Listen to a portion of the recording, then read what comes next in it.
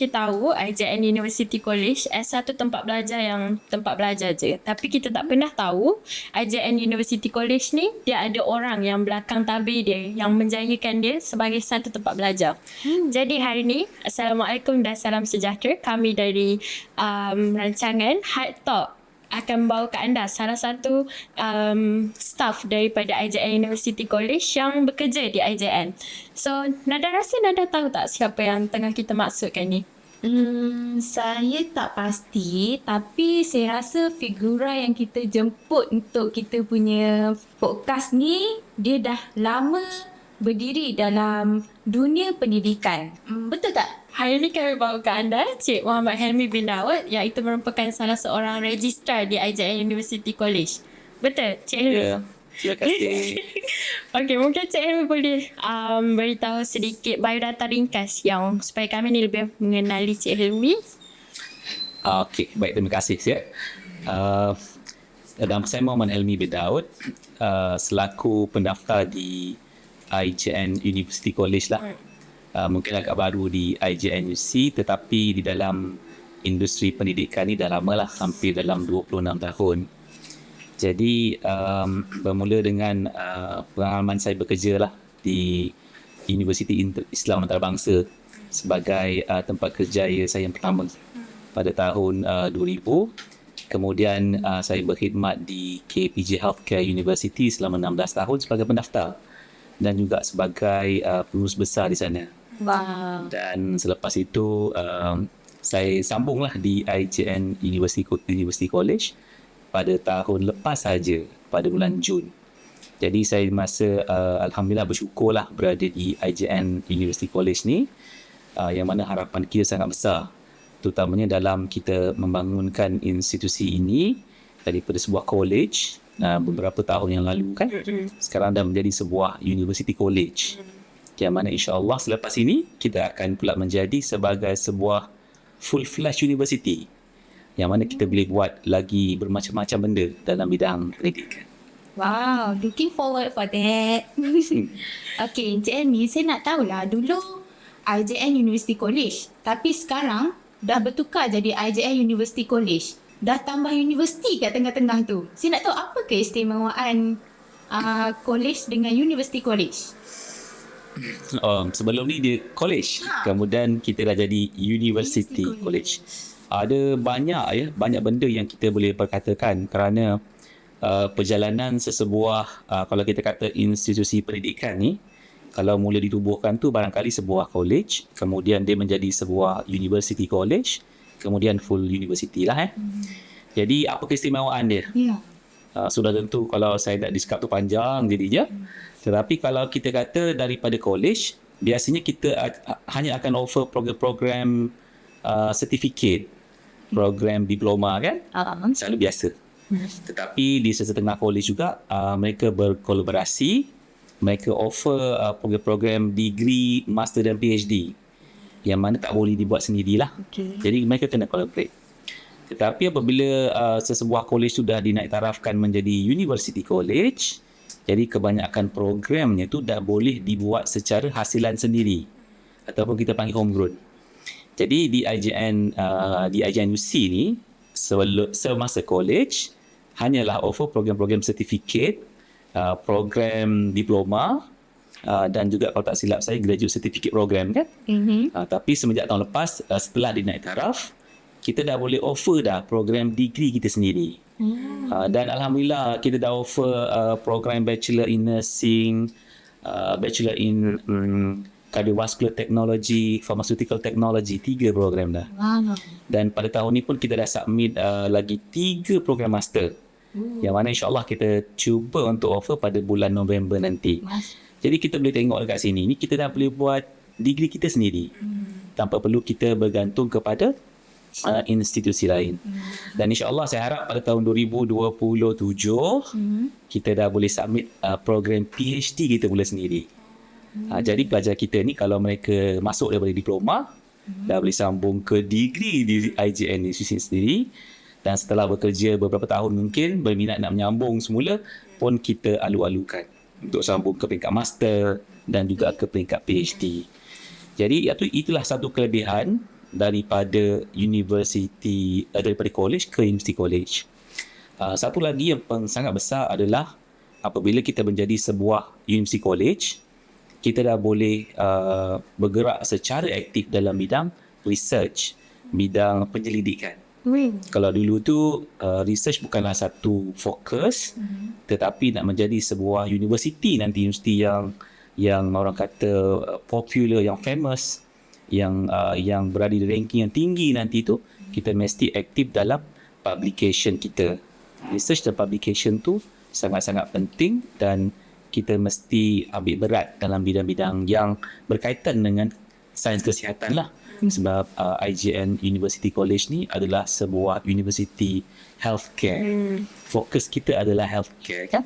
Daripada bidang-bidang sains kesihatan, sains sosial, termasuk juga nanti bidang perubatan, insya-Allah. Terima kasih Encik Helmi. Okay, so maksudnya nanti kita boleh bergerak sendiri untuk buat research. Betul. Itu kita kalau di IJN UC ni kita sungguh bertuah kerana kita sebahagian daripada IJN, Institut Jantung Negara, yang mana IJN ni memang dah strong kan dalam bidang researchnya.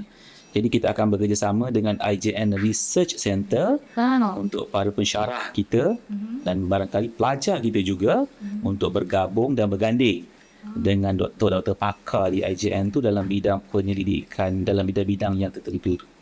Dan terutamanya dalam bidang apa, kardiovaskular kan, yang memang kita punya ipin kita. Betul. Lepas tu macam tadi Encik Helmi cakap kita ada kolaborasi dengan IPT lain. Macam IJN ada collab dengan mana-mana? Kita ada collaboration ya? Ya. Ya, memang banyak. Bukan sahaja universiti, tetapi juga yang paling penting ialah dengan industri. Sebab sebagai sebuah universiti ni, kalau kita nak berkembang ya, bukan setakat kita tawarkan program yang berkualiti. Sebenarnya kita nak tawarkan graduate yang berkualiti. Yang mana graduate yang berkualiti ni bekerja di dalam industri. Jadi sebab tu hubungan kita dengan universiti, dengan rakan-rakan industri itu sangat-sangat penting. Jadi kalau setakat universiti ni kita ada sign MOA dan MOU. Contohnya kita sign dengan UPSI kan hari itu untuk tujuan penyelidikan dan juga franchise program. Kemudian dengan universiti daripada luar negara seperti dari Indonesia yang telah pun kita tandatangani. Jadi kebanyakan corak collaboration tu adalah lebih kepada exchange of lectures, exchange of students, research and publication serta join untuk research dan simposium. So maksudnya tadi Encik Helmi ada cakap yang ada exchange student kan? Exchange student maksudnya Nurin boleh pergi kan? Boleh. Ya memang. Mungkin ada seminggu dah. Dekat IKN juga. Kita ada memang kita ke arah tersebut. Bahkan kalau mungkin yang kalau saudari ketahui, kita dalam usaha untuk exchange of student dengan universiti dari Thailand. InsyaAllah pada bulan November nanti. Kalau tak silap saya, Universiti Naresuan kalau tak silap saya lah. Kemudian kita akan ada exchange of student dengan Indonesian universities. Jadi kita galakkan daripada kedua-dua belah pihak lah. Kita juga nak pelajar kita merasai pengalaman ke luar negara. Ya. Dan kita nak pelajar luar negara datang ke IJNUC, bukan setakat mereka bersama dengan you all dalam kelas, tetapi juga semasa mereka berada di IJN nanti. Mereka akan melihat segala fasiliti yang kita ada, cara kerja kita di negara kita ini, dan mereka bawa balik pengalaman ni, dan you all juga ke luar negara bawa pengalaman yang sama supaya dapat memperkayakan lagi your knowledge dan your experience semasa belajar. Ini akan menjadikan you all, orang kata apa, graduan yang lebih marketable. Saya diberitahu yang Encik Helmi pernah belajar di Malaysia dan juga di overseas. Okey, so saya nak tahulah, Encik Helmi dah mencuburi dunia pendidikan ni dari 2005. Betul tak? Kalau kita kata dari mula saya bekerja dari tahun 2000. Oh, dari tahun 2000. Sehingga sekarang. Oh, sehingga sekarang. So, mesti Encik Helmi dah tengok perubahan-perubahan dunia pendidikan daripada tahun 2000 sehingga sekarang 2026. Jadi saya tahu tak, adakah dunia pendidikan Malaysia ni berubah membaik ataupun sama? Oh, sudah tentu ya, dunia pendidikan ataupun dunia pekerjaan ya, memang akan sentiasa berkembang.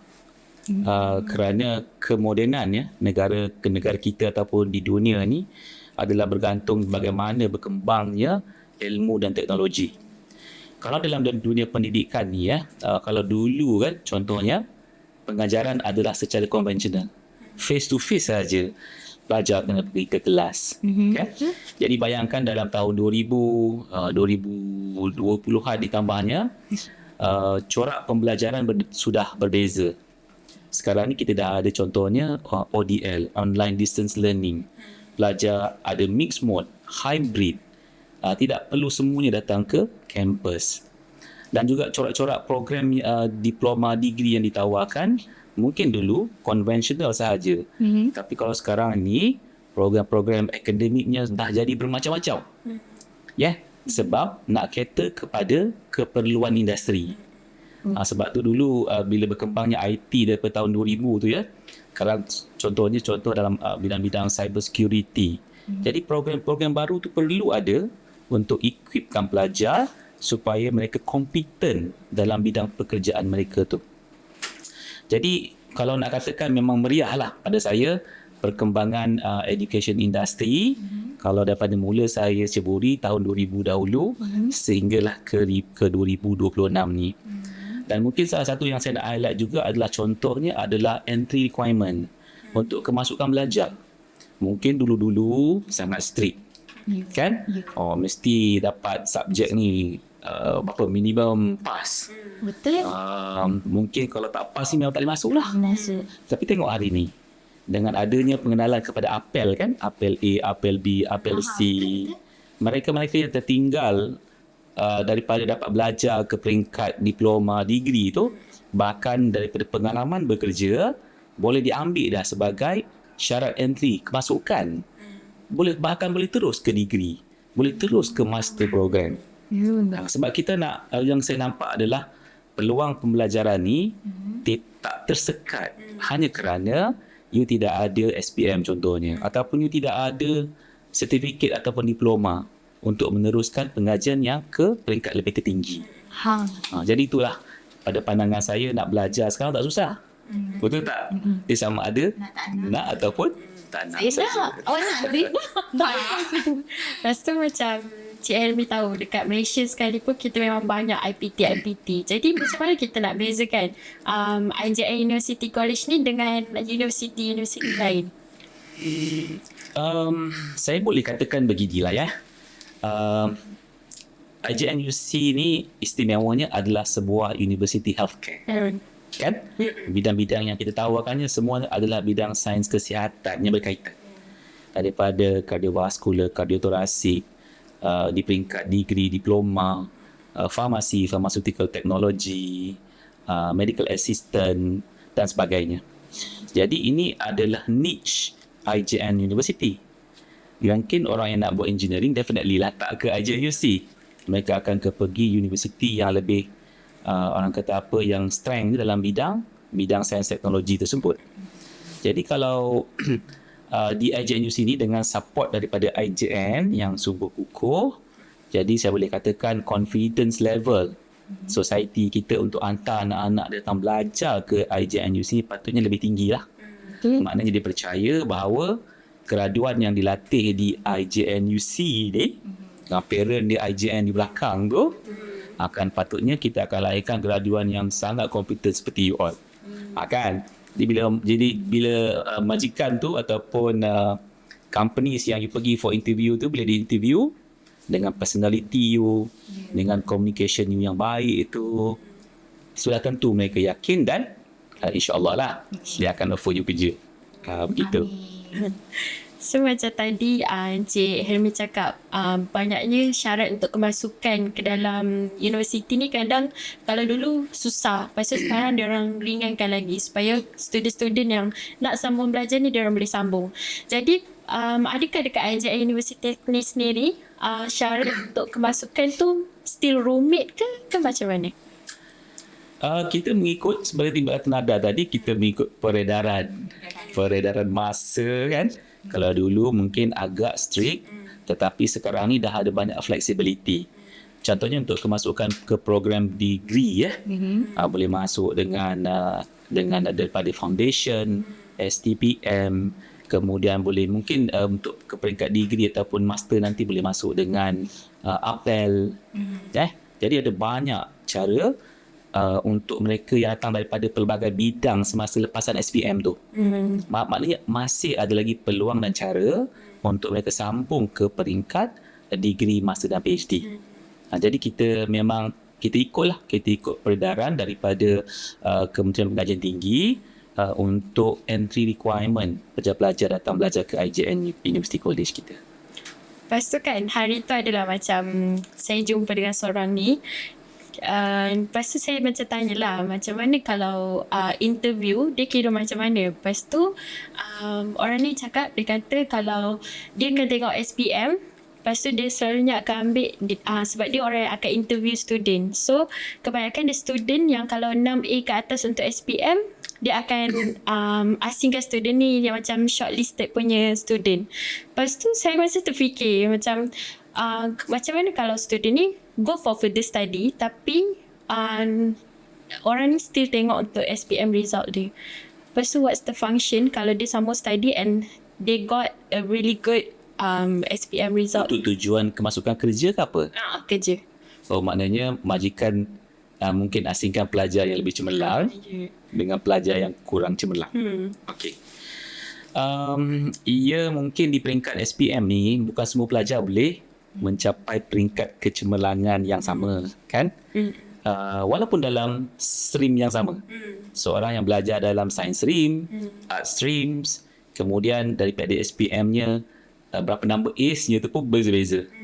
Kemudian belajar program yang sama, katakanlah dia belajar dekat IJN UC, betul kan? Kemudian setelah tamat dia apply pula company yang sama. Yang mana majikan akan pilih?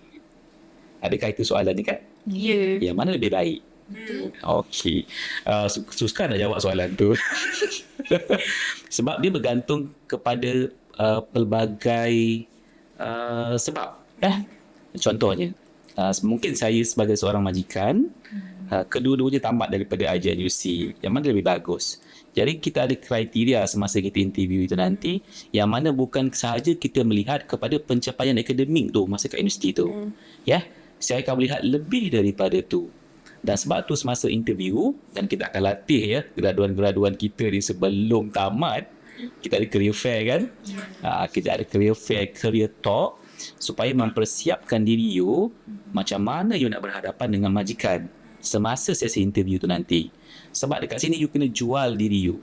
Jual diri you supaya dia convince. Bukan semata-mata melihat kepada pencapaian akademik tu. SPM tu dah tak relevan dah.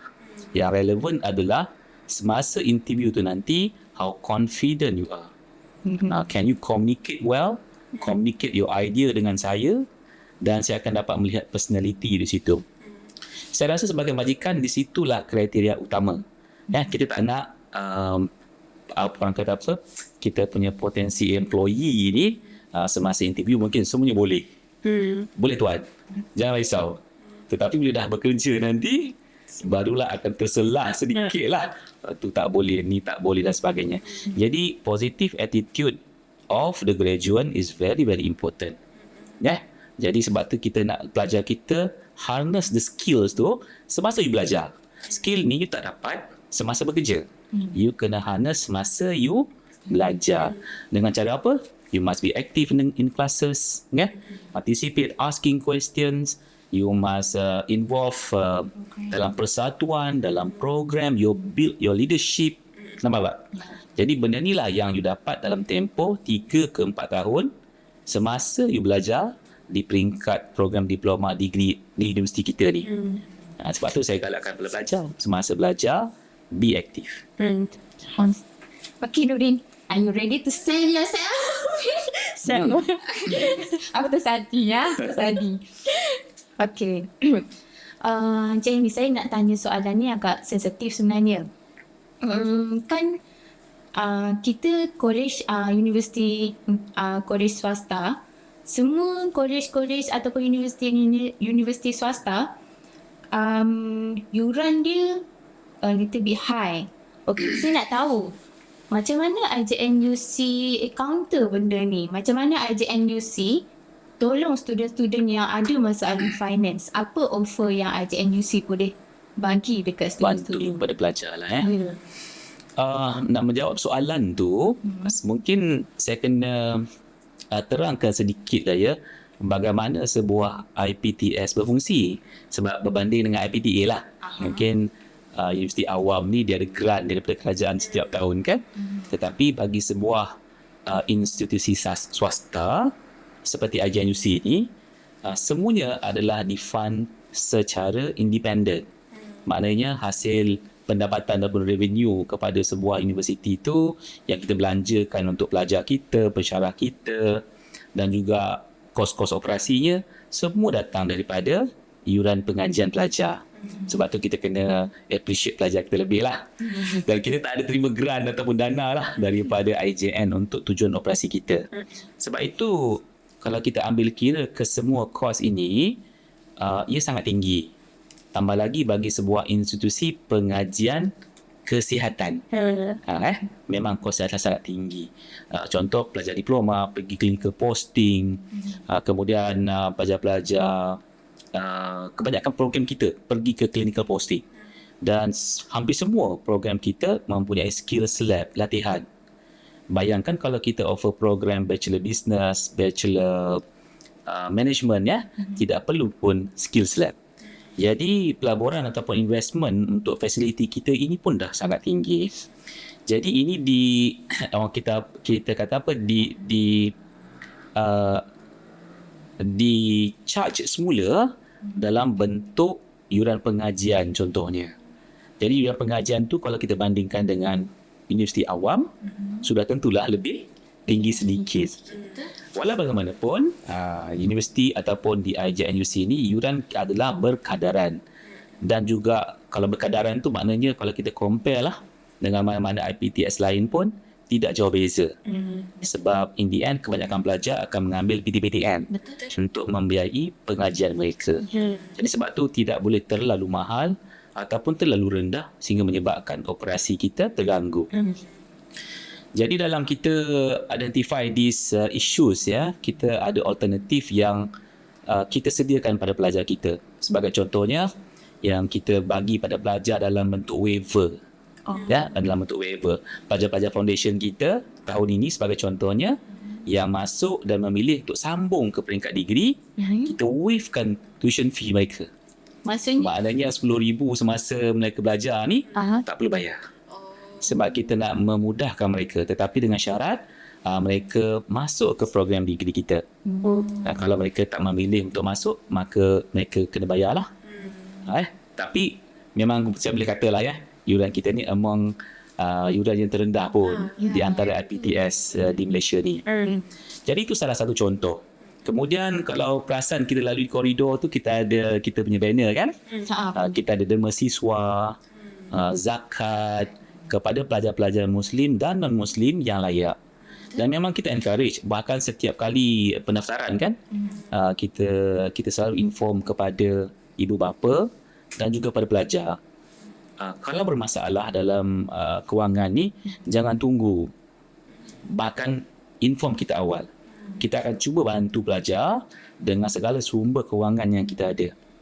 Jadi inilah peluang pelajar dapat belajar di IJNUC ni tanpa rasa terbeban, dan kalau boleh janganlah berhenti tengah jalan kerana masalah-masalah kewangan ya. InsyaAllah ada banyak cara kita boleh bantu. Lepas tu macam kita tahu ada student yang dia mungkin daripada keluarga T20, kita ada M40 B40, M20 apa macam tu. Jadi adakah yang bantuan ni akan diberikan mengikut taraf macam tu? Ataupun taraf macam T20 ke B40 ke? Macam tu. Kalau kita tengok zakat lah Alhamdulillah IJN UC College ni kita menerima zakat wakalah lah daripada IJN, yang mana kita allocatekan zakat wakalah ni kepada pelajar kita. Kalau zakat wakalah ni memang kita allocatekan kepada pelajar Muslim sebab duit zakat ya.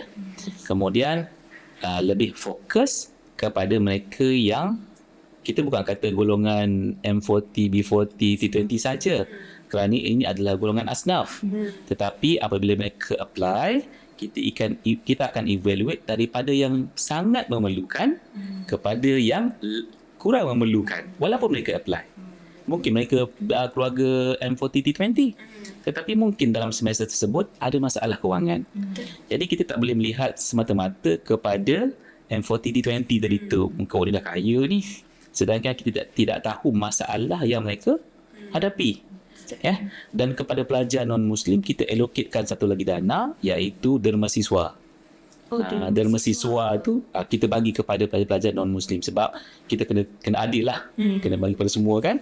Jadi kita sediakan dana, jadi pelajar-pelajar ini boleh memohon dekat dana tersebut. Dan sama juga kriterianya daripada mereka yang sangat memerlukan, kita amat sangat galakkan lah untuk apply ni. Jadi soal seterusnya, kan kalau macam student tu dah masuk ke IJN University College ni, dia memang kerja dia belajar je ke, ataupun kita ada aktiviti lain yang boleh macam dia enjoy campus life? Macam saya cakap tadi tu, semasa belajar ni lah saya rasa satu zaman yang sungguh indah lah bagi saya, sebab you tak perlu fikir lagi alam pekerjaan. Semasa belajar ni lah you should enjoy, in a sense that you focus on your education, tetapi dengan segala support program yang ada di universiti itu, you kena take part. Kita belajar berapa? 5 hari seminggu. Kita ada masa waktu petang dan juga pada hujung minggu kan. Kita ada aktiviti kelab. Berapa kelab kita ada dekat IJN UC? Setiap kos ada kelab masing-masing. Setiap kos ada kelab. Kemudian kita ada kelab-kelab di bawah Student Representative Council. Daripada kelab sukan, kelab apa lagi, kelab hobi, dan juga kelab ini bukan kelab malam kan, kecuali kelab malam jangan masuk. Jadi sebab tu kita kata you must participate tadi untuk supaya at least you bersosial. You must create your networking daripada mula belajar, kerana your colleague ni lah akan menjadi your alumni, your buddies. Semasa you bekerja besok you senang contact. You nak roger mereka, minta bantuan dan sebagainya.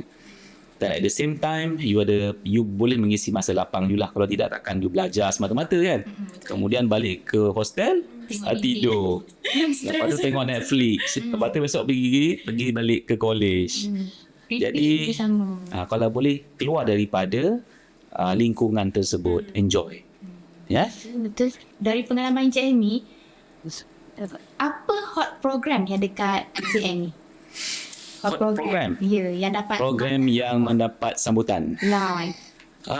Mungkin semasa kita college dulu, kalau saya tengok hot programnya adalah diploma informasi. Memang negara kita memerlukan pun ramai, especially pharmacy assistant. Dengan banyak bertumbuhnya apa orang kata pharmacy stores bahkan dengan hospital-hospital private. Jadi the demand for pharmacy assistant tu tinggi, dia hot lah. Tetapi Alhamdulillah bila kita dah jadi University College tahun lepas kita dah mula offer program program Bachelor in Cardiovascular Technology. Program tersebut kita dapati pada tahun ni permintaannya sangat tinggi. Ya ke? Building. Ini program apa? BCBT. Alamak, BCBT juga. Jadi yes, ini adalah program yang mendapat permintaan tinggi pada masa ni, kerana permintaan untuk pekerjaan ataupun keperluan dalam bidang kardiovaskular dan kardiovaskular torasik di hospital tu tinggi. Jadi Alhamdulillah dan insyaAllah apabila tamat nanti dari segi kerjaya tu tidak tidaklah susah nak dapat kerja. Cuma jangan memilih. Sebuah hospital ni merata kan contohnya, because your focus will definitely to be at the hospital. Ya. Jadi janganlah memilih kalau hospital tu di utara, di Sabah dan Sarawak. You kena go out dan apa explore. Different places will have different things to learn juga. Awak ready tak nak pergi Sabah Sarawak ni? Oh, dah pergi kan? Dan juga keluar negara nanti. Jangan lupa. Mungkin nanti. Oh, dah pergi? Nanti saya nangis macam mana? Tak nak lah. Malaysia cukup. Juga dah. Okay. Okay, macam tadi Cik Helmi cakap kita ada banyak course. Mungkin Cik Helmi boleh bagi tahu beberapa course yang program-program yang IJN sendiri tawarkan. Mungkin kita ada bakal-bakal pelajar kita yang tengah menonton. Yang seingat saya lah ya, apabila kita semasa college dahulu, kita ada hampir dalam kalau tak silap saya dalam 12-13 program, dan sehingga ke tahun ini kita dah ada hampir 19 program, termasuklah program di peringkat degree, diploma, dan juga sertifikat program kita. Ya. Jadi program-program kita ada tadi seperti yang tersebut, di peringkat yang paling tinggi degree, Bachelor in Nursing 4 tahun, yang mana graduannya sudah tentulah, tak payah risau. Selepas graduate, kerjaya mereka tu memang dah tersedia di hospital-hospital, di klinik-klinik dan sebagainya. Kemudian kita ada Bachelor in Cardiovascular Technology, juga bekerja di lapangan kardiovaskular dan kardiotorasik lah ya. Dan kita ada satu lagi program Bachelor in Pharmaceutical Technology yang kita siapkan graduan ni untuk bekerja di pharmaceutical industry. Kalau di kilang-kilang pembuatan ubat-ubat dan sebagainya tu.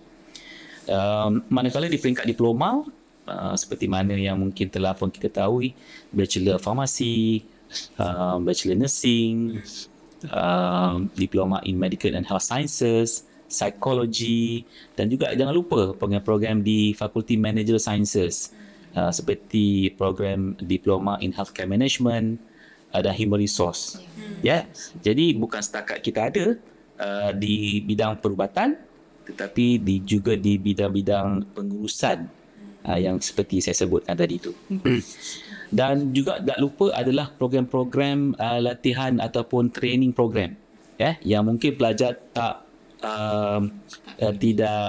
tidak masuk ke program ini, kerana ini adalah kita offer untuk mereka yang telah bekerja.